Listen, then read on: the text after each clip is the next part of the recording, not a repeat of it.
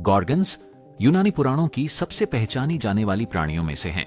जब हम गॉर्गन्स के बारे में सोचते हैं तो मेडुसा का नाम तुरंत दिमाग में आता है। गॉर्गन वे भयानक महिला प्राणी होते हैं जिनके बाल सांप जैसे होते हैं और अक्सर उन्हें सांप की पूंछ वाले पैरों के साथ पंखों वाले के रूप में चित्रित किया जाता है। हालांकि मेडुसा का नाम एक गोर्गन के लिए पर्याय है, वह अकेली ऐसी नहीं थी। उसकी दो बहनें थीं, स्थेनो और उरियल। तीनों प्राचीन समुद्री देवताओं फोर्सेस और केटो की बेटियां थीं। ऐसे राक्षस से मिलना मृत्युदंड के समान था। वे कुशल धनुर्धर थे, लेकिन असली खतरा गोर्गन का सामना करने पर आता था।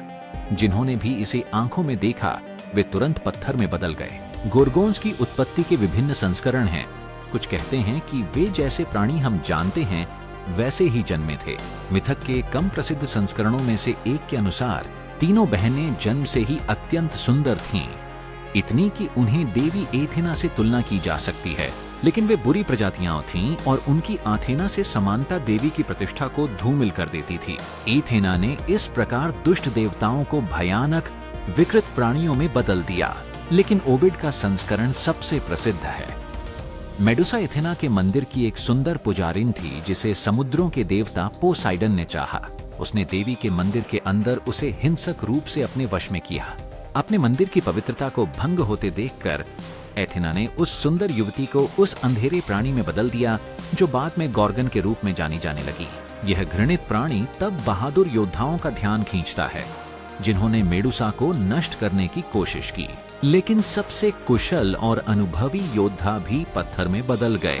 पर्सियस केवल देवताओं हर्मेस और एथेना की मदद से इस प्राणी का अंत कर पाने में सफल हुए। उसने मेडुसा का सिर काट दिया और बाद में इसे एथेना के एंगिस से जोड़ दिया। प्राचीन ग्रीस और रोम में एक गोर्गन के सिर का प्रतीक बुराई, दुर्भाग्य और दुष्ट शक्तियों से सुरक्षा के लिए शक्तिशाली माना जाता था। मंदिरों और महलों के आगे की तरफ एक गॉर्गन के सिर की मूर्ति बनी होना असामान्य नहीं था।